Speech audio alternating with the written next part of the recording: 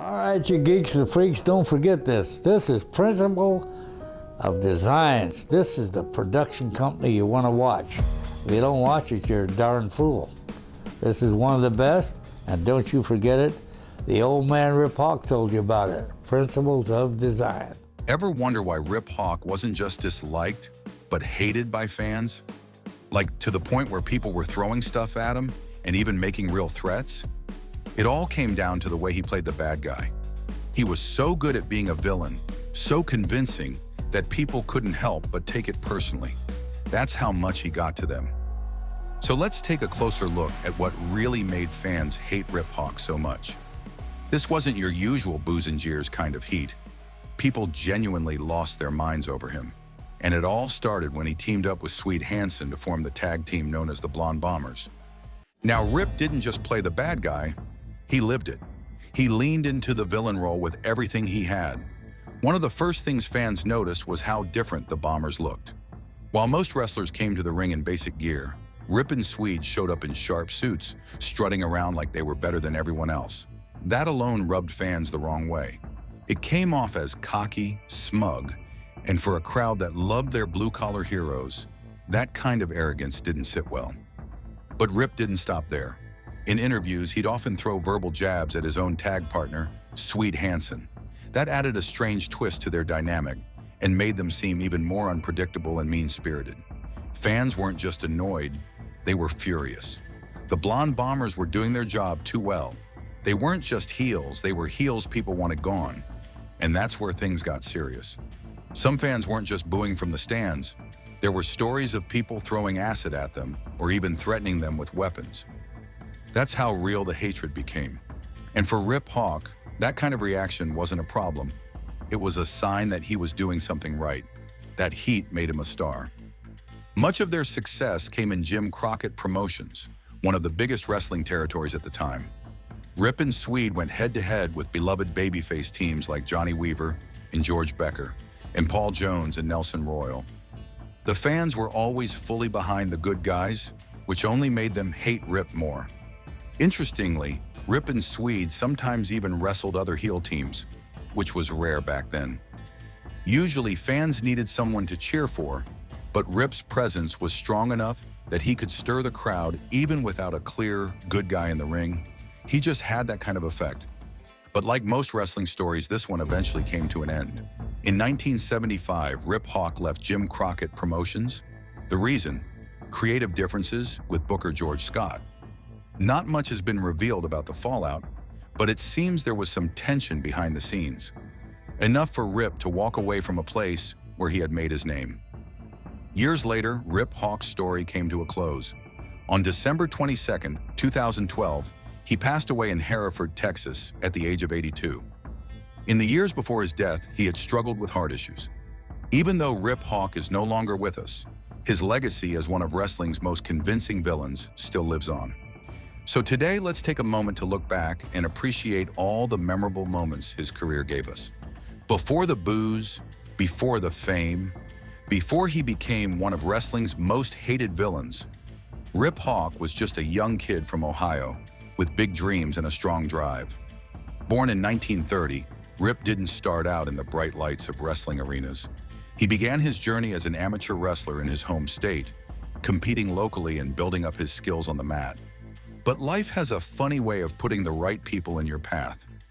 For Rip, that person was none other than legendary boxer Jack Dempsey. Yes, the Jack Dempsey, the former heavyweight champion of the world.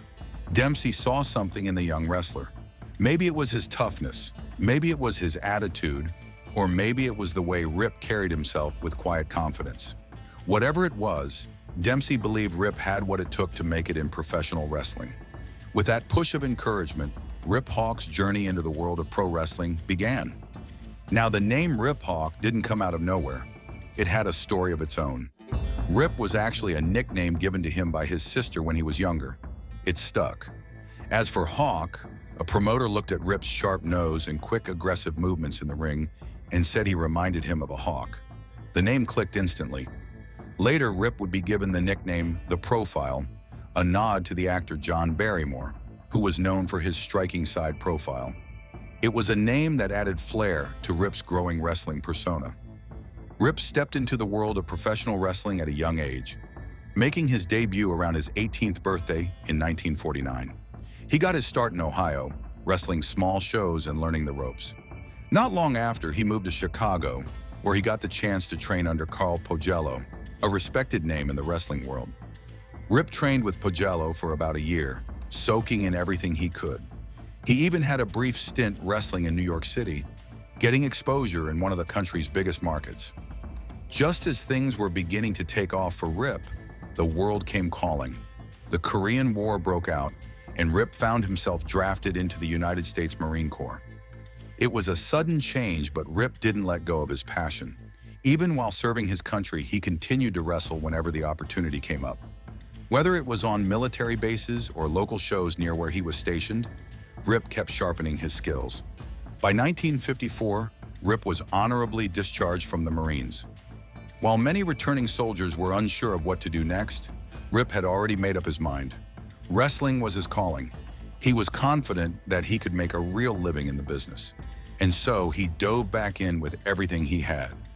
Over the next few years, Rip hit the road, wrestling in territory after territory. The wrestling world back then wasn't like it is now. It was a patchwork of different regions, each with its own stars, fans, and champions. Rip traveled to places like Tennessee, Atlanta, Georgia, and even Iowa, constantly working to make a name for himself. He wasn't just passing through. He was building his reputation, one town at a time. Eventually, Rip made his way to Missouri, where he wrestled in St. Joseph and St. Louis, two towns that were rich with wrestling history. In St. Joseph, he found himself in the middle of a heated, scripted rivalry with Sonny Myers and Larry Hamilton. These feuds weren't just about winning matches, they were about telling stories, getting the crowd invested, and creating moments people would talk about long after the show ended. And all that hard work paid off. In 1958, while wrestling for NWA Western States Sports, Rip won his first major title, the NWA Rocky Mountain Heavyweight Championship, and it was a huge moment. In the early 1960s, Hawk packed his bags and headed to North Carolina, where he would make one of the most important moves of his career. There, he joined Jim Crockett Promotions, a wrestling powerhouse in the Carolinas run by Jim Crockett. Senior Hawk didn't come in looking to just blend into the roster, he had a plan.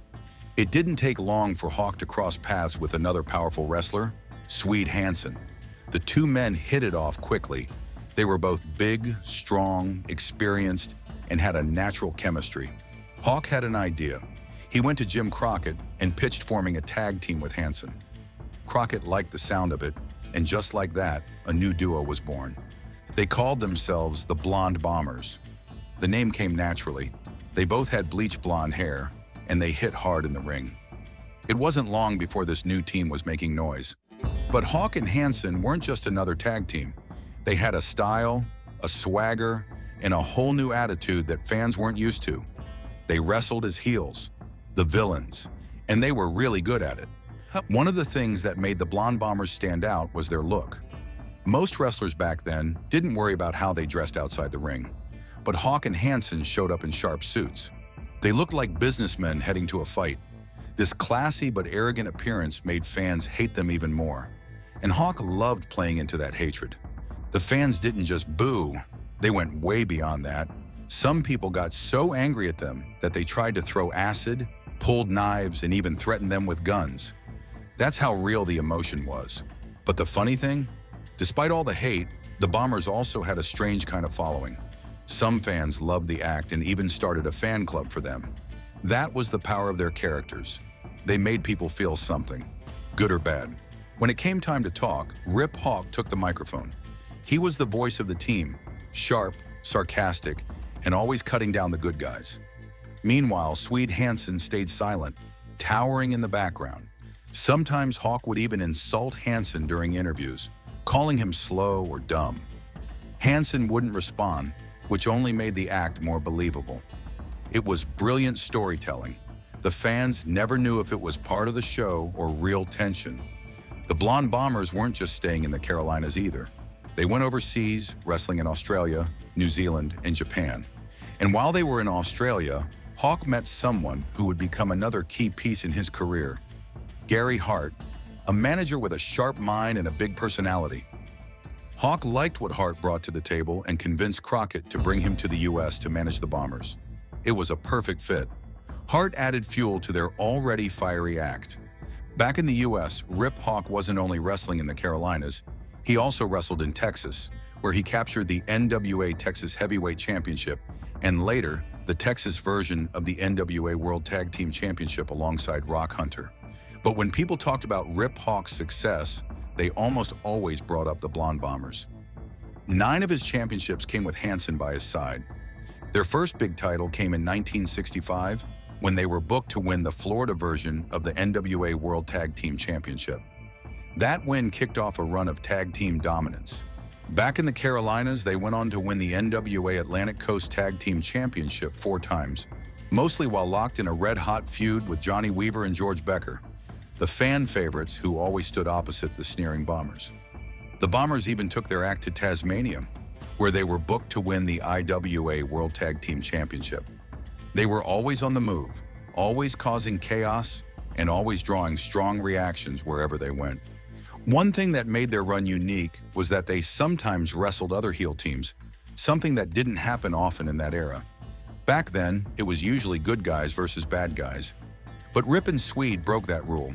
They had matches against teams like Aldo Bogny and Bronco Lubitsch, Gene and Ole Anderson, and Skull Murphy and Brute Bernard, all villain teams.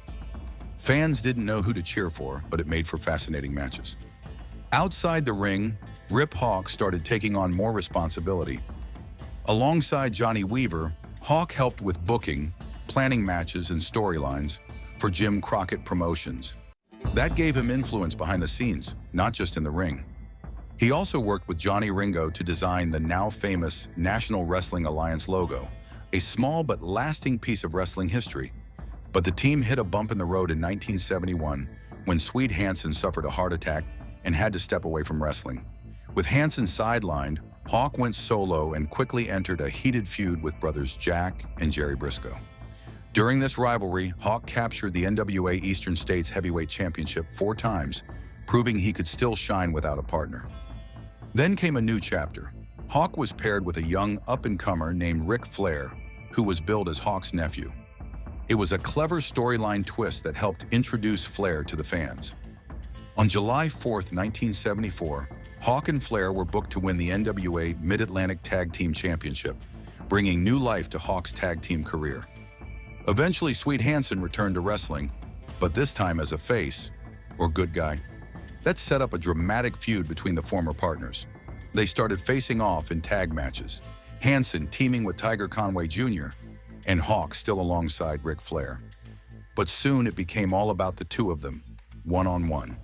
It was the classic story, best friends turned bitter enemies. In 1975, Hawk's time with Jim Crockett Promotions came to an end. He had creative differences with Booker George Scott and decided to leave the territory. But Rip wasn't done with tag team wrestling. He teamed up with Roger Kirby, and together they won the NWA Florida Tag Team Championship twice over the next 2 years. Still, there was one last run in store for the Blond Bombers. In Texas, for NWA Western States Sports, Hawk and Hanson reunited. From 1976 to 1977, they captured the NWA Western States Tag Team Championship 3 times, giving fans one final ride of their unforgettable partnership. After their last title reign, Hanson moved on to wrestle elsewhere, while Hawk stayed in Texas, still doing what he loved. Years later, the legacy of Rip Hawk and Swede Hanson was honored. In 2007, they were inducted into the NWA Legends Hall of Heroes, a well-deserved tribute to one of the most iconic tag teams of their time. Hawk returned again in 2008, this time with a heavy heart, to posthumously induct his old rival and real-life friend, Johnny Weaver, into the hall. And that's a wrap for today's video. But don't worry, there's plenty more coming your way soon. So make sure to hit that like button and subscribe to the channel so you never miss an update. Thanks for watching, and we'll see you next time.